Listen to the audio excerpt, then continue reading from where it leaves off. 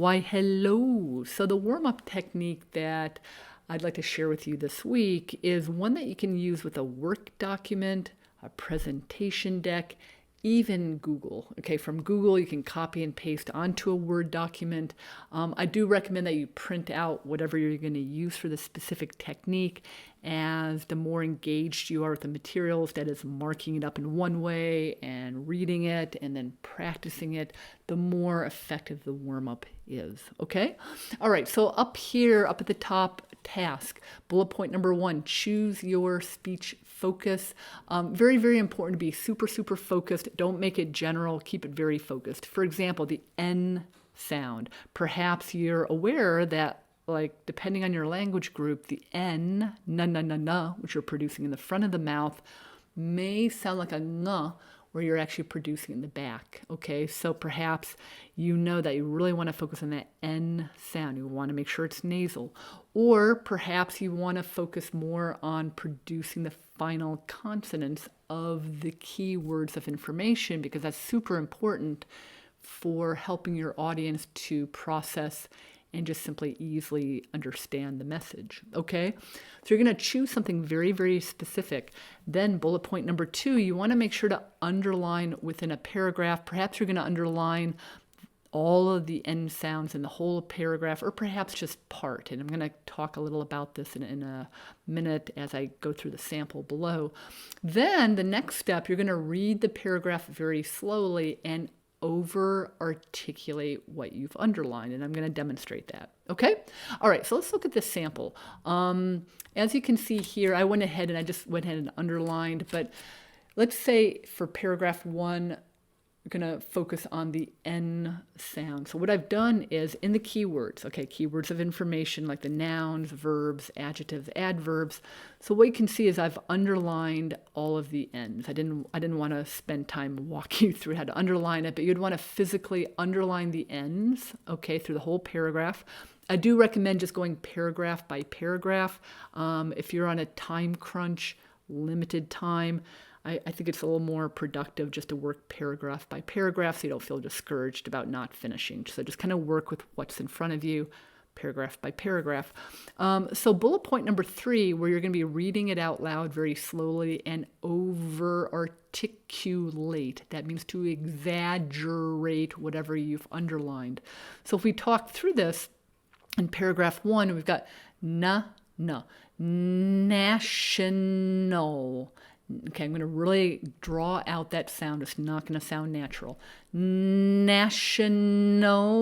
Eat your vegetable days on June 17th. Now here in the word 17th, again, over-articulating is helping you to really pay attention to how you're producing the sound. Okay, and this is, again, kind of keeping your English speaking brain active and engaged. So in this case, the N, in all cases, the N is produced through the nasal cavity or through the nose. And in the word 17th, the V is produced through the mouth, the N through the nose, the T through the mouth. So as I'm saying it out loud, I want to really pay attention to the differences in how I'm producing each sound in the word. Okay, and again, the word is slowing down. It's not natural. It's not normal speech, right? It's just a warm-up. So it'd be 7, and then nasal, and then T through the mouth, teen, and then got the nasal, and then the th through the mouth. 17th falls in the middle of national. Oops, I should have underlined that second N. National Fresh Fruit and Vegetables Month. Okay, and then through the mouth. Okay, so you would read it, kind of finish the paragraph as such, okay?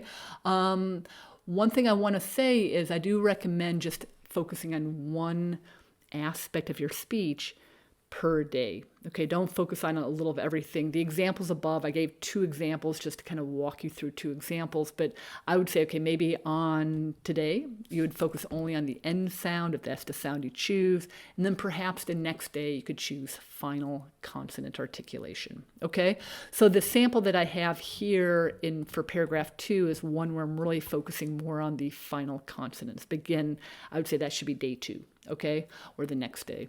So in this case, what I did was I underlined the final consonant sounds. Here you've got the R and the T.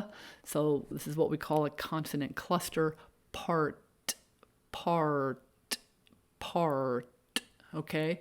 Main, meal. So, you could do a couple of things. Here, like what I'm doing right now is I'm just isolating word, going word by word, and that's not a bad idea. And then like main, meal, snack, enjoyed, ways, okay? Kind of isolated it, and then I could read it out loud.